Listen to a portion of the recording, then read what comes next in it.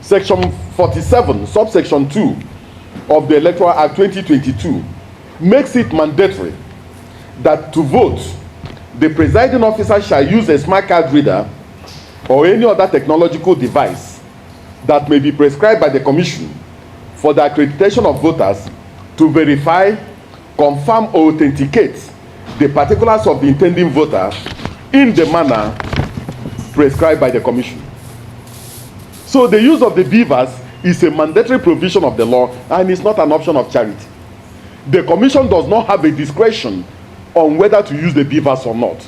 The law says that we shall and must use the BVAS, and this Commission is committed to using the BVAS because we spend so much time, we spend so much energy, and we spend resources in putting together the BVAS.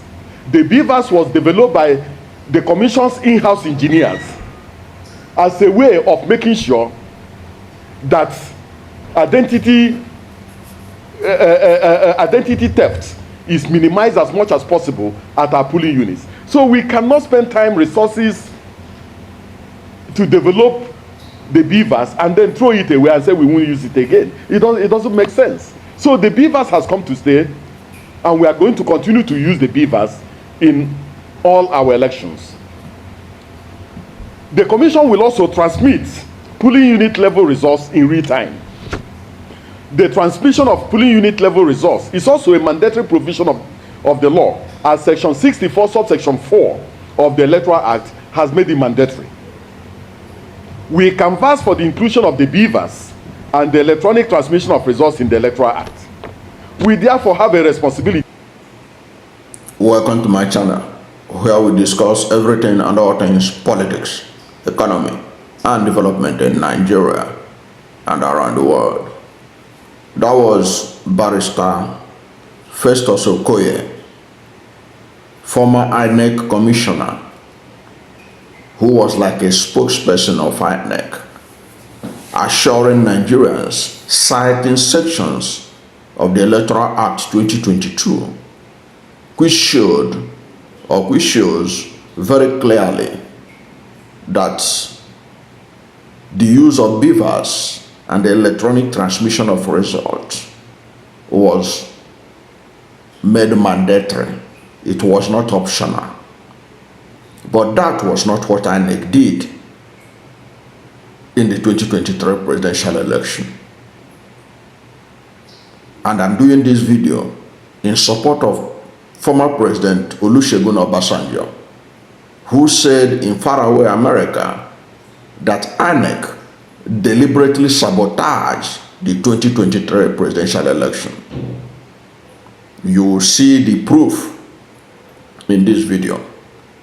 And already, I kicked off with the evidence with Festus Okoye, Barrister Festus Okoye, insisting, citing Section 47, subsection 2 of the Electoral Act, which makes it compulsory for the presiding officer that he shall use a smart card reader or any other technological device that may be prescribed by the Commission for the accreditation of voters to verify, confirm, or authenticate the particulars of the intending voter in the manner prescribed by the Commission. So the use of BVAS is mandatory. It's a mandatory provision of the law. But did they make it mandatory? No, they didn't. That was what President Obasanjo was talking about. The law, the Electoral Act they were operating with, made it compulsory. But many places they bypassed the BVAS. Willfully, as Obasanjo rightly pointed out, willfully they bypassed the BVAS. And Festus Okoye has told you, I was deliberate in making sure you know that he is a barrister. There are many places they just call him Festus Okoye. It's for you to know that he knows the law. The man you heard his voice knows the law. He knows the Electoral Act inside out. He said it that the law there is no option. It's either the BVAS or no election. You heard him say it by himself. He said the commission does not have a discretion on whether to use the BVAS or not. But was that what happened in the presidential election? That was what Obasanjo was pointing out. And some people were just talking rubbish all over the place, challenging Obasanjo. Imagine something that was clear to everyone. Even the European Union Observer Group report made it very clear on this. And you're listening to Okoye very well. He said the law said we shall and must use the BVAS. When you hear shall in law, it means you have no other option. And he went on to go down to the most important. He said the commission will also transmit in polling unit levels result in real time. The transmission of polling unit level result is also a mandatory provision of the law, as section 64 subsection 4 of the Electoral Act had made it mandatory. So the transmission of polling unit level result is also a mandatory provision. Was that what they did? No. So Obasanjo was right when he said that they willfully refused to implement the BVAS and IRev. He was right, absolutely right. And INEC ought to apologize to Nigerians. Obasanjo said that the commission willfully failed to use or implement IRev in 2023 presidential election. He was absolutely right. Why should anybody complain? And he now began to talk about that INEC need to be overhauled, new set of people brought in to be able to sanitize the place. But a whole lot of work need to be done about the process of the appointment. Like now, the process of appointment of INEC, perhaps we need to learn from other entities on how to do this. And we have to do it fast before the next election. Now, Obasanjo spoke at the Chinua Achebe Leadership Forum at Yale University in the United States. In his keynote address to the forum titled Leadership Failure and State Capture in Nigeria, Obasanjo described the 2023 election as a travesty.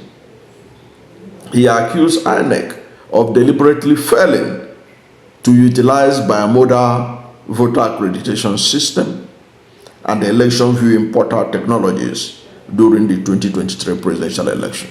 That was true. Why should anybody dispute that? Has INEC apologized for what they did? Now, if you are in doubt, I'll put it on the screen. The former Minister of Information and National Orientation, Lai Mohammed, after the 2023 presidential election, when many in the international community were expressing their reservation about the conduct of the election, he began to travel from country to country. He visited United States and he visited United Kingdom to convince them that P2B did not win the election, that it was their candidate that won. Because wherever they went to abroad, they were being bombarded by people telling them the election was rigged and it was P2B that won. Now, what did Lai Mohammed tell them in UK and US? Lai Mohammed said, and it's on record, that the INEC deliberately shut down the BVAS, shut down the IRev, the transmission of the result of the presidential election. He said the INEC deliberately, that's his word, as was quoted by Premium Times and others. INEC deliberately. So when Obasanjo said that they willfully refused to use IRev, Obasanjo was absolutely right. He deserves an apology from those who are insulting him for speaking truth to power. Lai Mohammed himself said that INEC deliberately switched off the IRev during the presidential election. And what was their reason? That they were afraid of cyber attack. But Amazon Web Service that provided the backbone for the protection of the INEC server, for the protection of the IRev of INEC, said there was no attack whatsoever.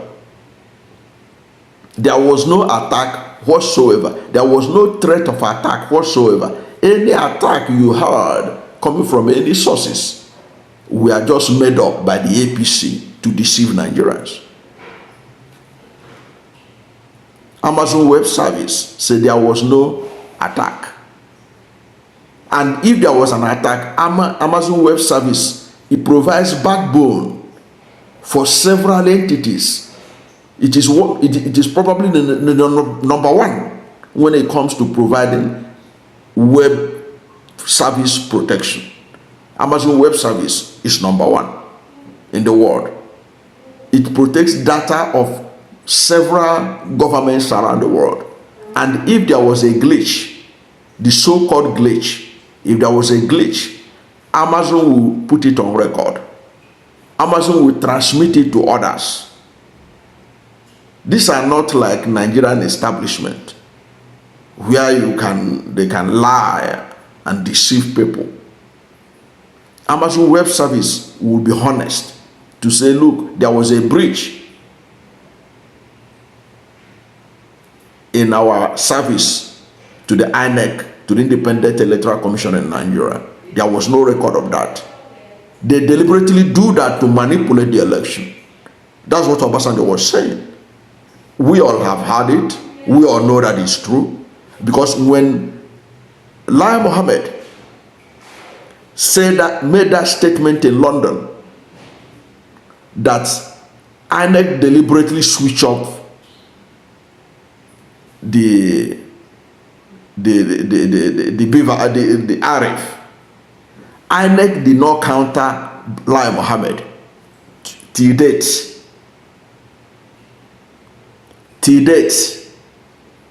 Meanwhile, in a statement that INEC issued shortly after the election, when they said there was a glitch, they were now saying that there was no glitch. They were now saying there was no glitch, but it was a precautionary measure that was taken. What kind of people are these?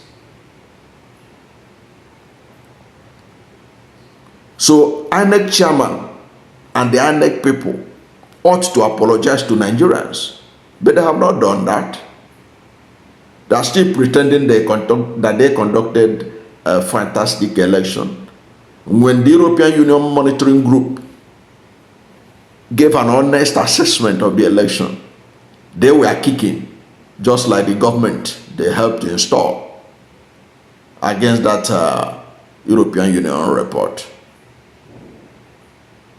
So when Obasanjo said that they willfully, deliberately refused to allow the electronic transmission of that result, Obasanjo was absolutely correct.